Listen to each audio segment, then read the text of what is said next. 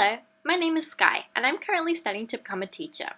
The name of the activity I've designed today is called Pizza Play. This activity is aimed towards 3 to 4-year-old children, and it will encourage them to develop informal measurement language. This activity has been designed in support of Learning Outcome 4, specifically 4.4 of the Early Years Learning Framework, DET 2019. Pizza Play sees children playing with a pizza construction set.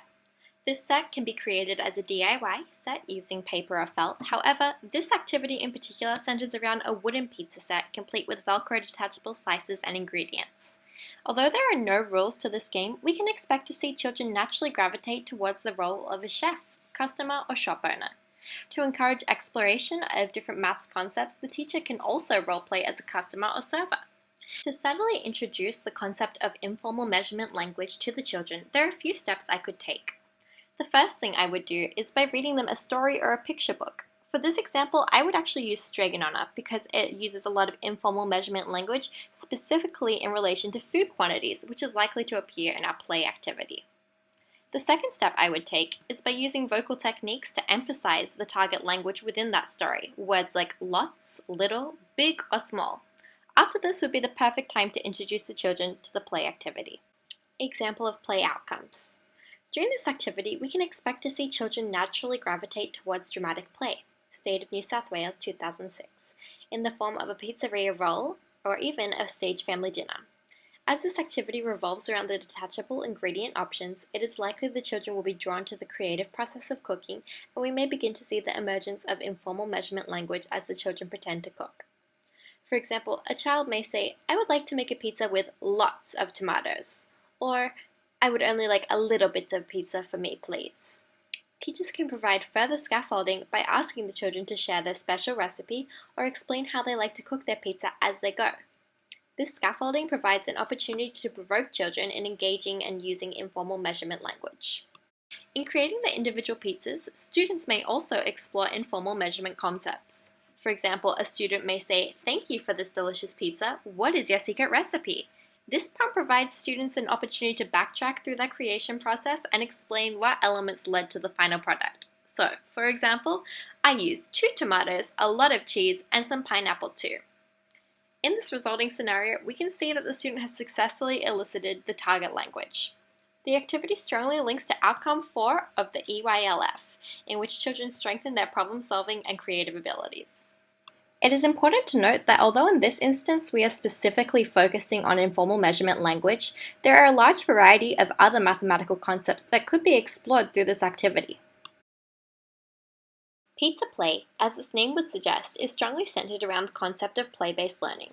Some defining characteristics of play-based learning are that the activities are typically self-initiated, free from instruction, and do not aim to teach something specific, but rather encourage participants to naturally engage with and discover new ideas for themselves. Early Childhood Australia 2010.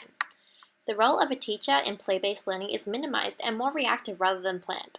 As suggested by Vygotsky, a teacher may choose to provide some gentle scaffolding to encourage a child's exploration. However, overstepping this role can threaten the integrity of the play.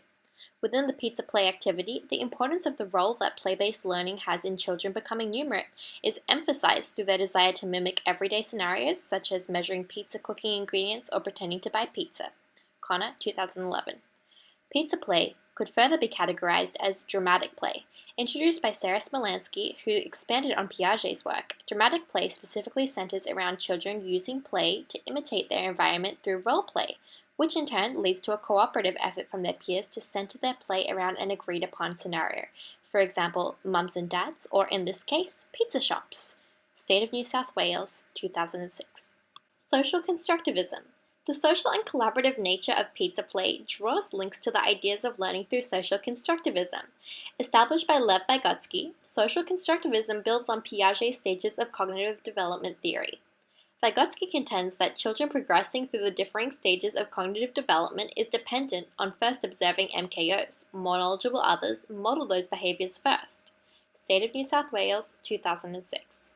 This is evidenced through pizza play, in that without any specific directions, we can expect children to mimic scenarios they have experienced through spending time with their family, for example in the kitchen or visiting restaurants.